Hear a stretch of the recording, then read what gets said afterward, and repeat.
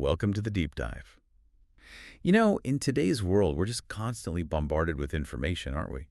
And facing, well, an endless stream of life challenges. Yeah, it's a lot. It really is. Yeah. And trying to genuinely get, well-informed or find guidance that actually resonates without feeling completely overwhelmed, it often feels impossible.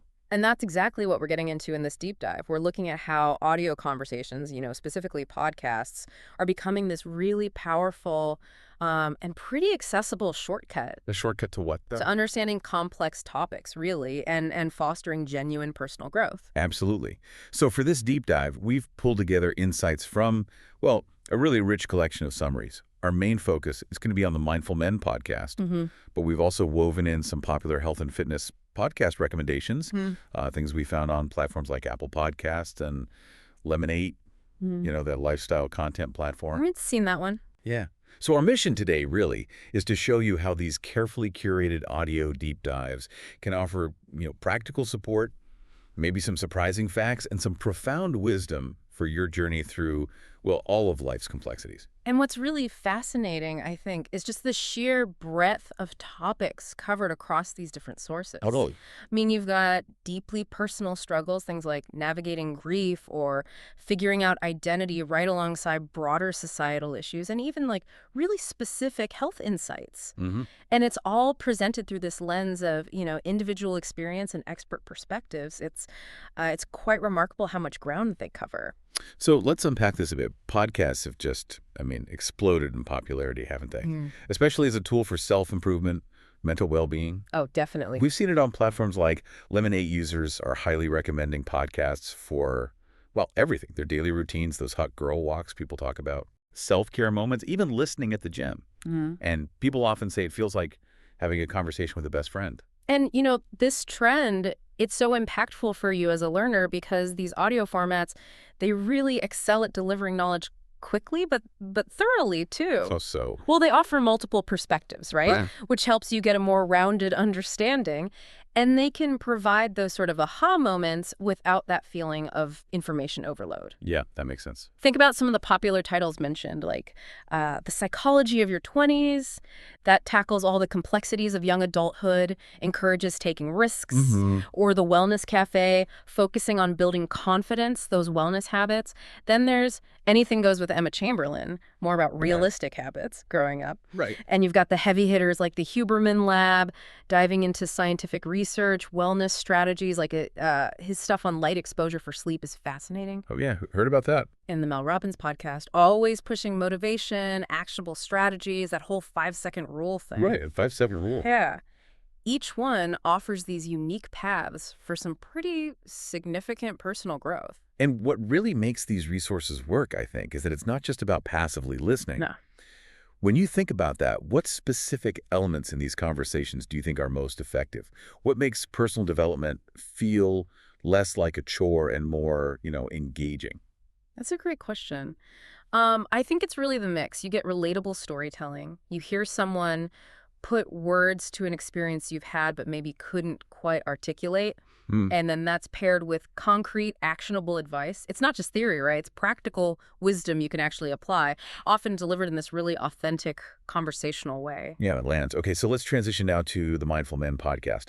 It feels like a perfect example of a show that really tries to, quote, put mindfulness into action. Yeah. It provides this vital space for men to, as they say, unpack how mindfulness can truly impact men's everyday lives. Yeah, and this podcast, hosted by Simon Wren, it's really focused on guiding men towards a more fulfilling existence. It tackles issues that men often, suffer in silence with. Why is that, do you think? Because they often feel they don't always have a space to go to speak. It's filling a really critical gap for a lot of men, offering this unique blend of community and guidance. Okay. Precisely. So let's dive into some of the really compelling topics they've covered. It really shows the depth and breadth of this approach to well-being. Let's start with episode 132. Here, Katie Ressler talks about grief through losing a loved one. Heavy topic. It is. And the episode highlights that grief isn't just about death, right? It's complex. It includes what she calls hidden grief, like her own experiences of losing a parent and experiencing multiple miscarriages. And what's really insightful there, I think, is the point that no two people experience grief in the same way. It just underscores how deeply personal that journey is. And it highlights this delicate balance, doesn't it, between needing that solitude, that space to process on your own island, as they put it, Right. and recognizing when that solitude might tip over into harmful isolation. So the takeaway is, Validate your own path through grief. It's yours. But also understand when connection becomes really crucial for healing. building on that personal experience theme, episode 133 gets into a really intimate journey of identity. Life as a trans man with Carlos Muniz. Okay. And this conversation explores what it's like being born into a body that didn't feel right. It covers that whole emotional path, questioning identity, coming out, the transition itself. And Carlos offers this really powerful redefinition of masculinity. He says something like, being a man has kind of changed now. Now I look at it more as being the best person that I can be. Wow. Yeah. And he also really emphasizes the crucial role of supportive partners. He credits his mom and his wife, saying, my mom helped me survive and my wife helped me thrive. That's powerful. It really makes you think, doesn't it, about how these intensely personal stories can actually shift societal definitions. What's your take on the ripple effect of conversations like Carlos's? Oh, I think it's huge. I mean, these personal narratives, when they're shared so openly like that, they just chip away at those rigid societal norms, don't they? They let us see masculinity, for instance, not as some fixed template, but as something deeply individual, expansive. It creates space for more authentic expression, really, for everyone. Well put. And sort of broadening that scope on understanding oneself. Episode 131 introduces neurodiversity and autism with Caitlin Hughes and Tina Mogler. Okay, neurodiversity. Yeah. And they expand our understanding beyond just autism and ADHD. They talk about conditions like OCD too, and stress the importance of neurodiversity affirming practice. And this episode, it delivers such a crucial insight about labels, particularly with neurodiversity. They point out how terms like high functioning can actually invalidate the fact that they have a disability and they do have support needs. Right, dismisses the struggle. Exactly. So the powerful takeaway here is that language really matters. How we label people can inadvertently deny them vital support and understanding. It kind of urges us to rethink our whole approach to categorization and individual help. Okay, so moving from that inner world of identity to more external challenges, another key theme they explore is facing adversity, building resilience. Right, a big one. Episode 137, Surviving Stage 3 Cancer with Savio P. Clemente, really showcases how mindset determines coping. Savio, a survivor, he emphasizes the power of positive mindset, self-compassion, self-forgiveness, and finding purpose in the pain.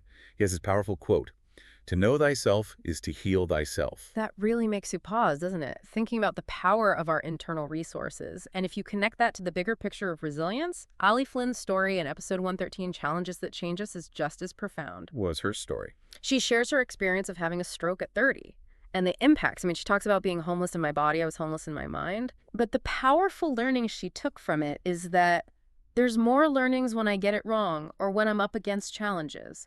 It really underscores that our biggest growth often comes directly from our toughest struggles. And a particularly striking example is in episode 109, Adapting to Disability with Nathan Stapleton. He's a former rugby player who had a spinal cord injury. Oh, I remember reading about that. Yeah, I mean, despite being, quote, pronounced dead for 16 minutes and needing 247 disability support, his motivation comes from being a loving father of two. His story just powerfully illustrates the immense importance of community and personal purpose when you're navigating life-altering adversity. Absolutely. Purpose and connection. Right. Shifting focus a bit now, let's talk about conquering addiction and mental health struggles. In episode 96, a solo one titled, Why I'm Going Alcohol-Free for the Rest of 2023, Simon, the host, opens up about alcohol being a Band-Aid on my pain. And he shares this really poignant realization that his kids were associating him with beer. It's a very raw look at a personal battle. And that personal account, it connects so powerfully to a broader issue they explore in episode 102, Gray Area Drinking with Sarah Rusbatch. Gray area drinking. Yeah. It directly addresses that spectrum of drinking that goes beyond the sort of stereotypical alcoholic label. It highlights that many people exist in this, well, gray area. Okay. And Sarah makes this really striking point. Alcohol is the only drug we have to justify not taking. Huh. That really flips the script, doesn't it? It does. It challenges our perceptions about alcohol consumption and dependency. And another powerful point comes up in episode 121. I survived a hate crime with David Keck. David bravely shares his experience of a violent gay hate crime. Oh, wow. Yeah, and how therapy saved his life, allowing him to regain control. His statement, "I refuse to let him win," just speaks volumes about resilience, reclaiming your agency. And this story, like others they feature, really highlights the broad value of therapy, of self-help tools. Episode 134, titled Hope, Hold On, Pain Ends. That's what HOPE stands for. Apparently so. It highlights that very phrase, hold on, pain ends, and stresses the importance of talking because, as they say, sharing and verbalizing these challenges gets it out of your head. Couldn't find. And then episode 115, turning negative thoughts into positive ones, offers this simple but really powerful therapy tool, just reframing negative self-talk into positive affirmations like, I can do it. These are practical strategies for boosting mental well-being. Okay, another vital theme seems to be building healthy relationships and community. Episode 136, non-monogamy relationships with Page Bond.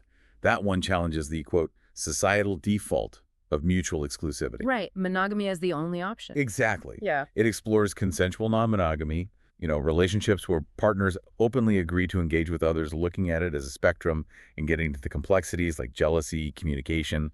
It really pushes you to consider diverse ways people connect. And what stands out in this whole area is the vital role of community, which comes up strongly in episode 99, Average Joes with Wayne Taylor. Average Joes, what's that? It's this movement where men meet up specifically to engage in meaningful discussions.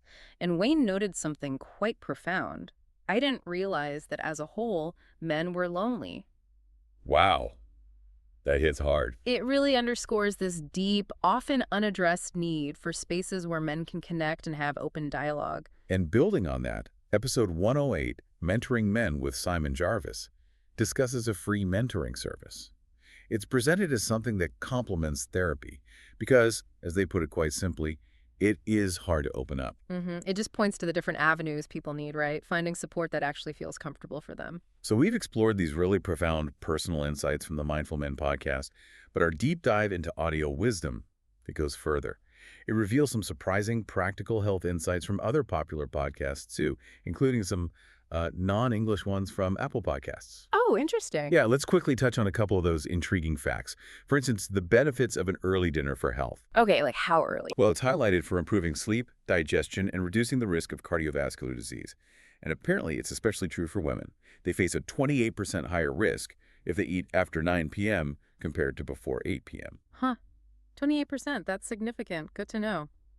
And interestingly, the sources also point out the nutritional benefits of cashews, calling them a health ally. Cashews? Really? Yeah.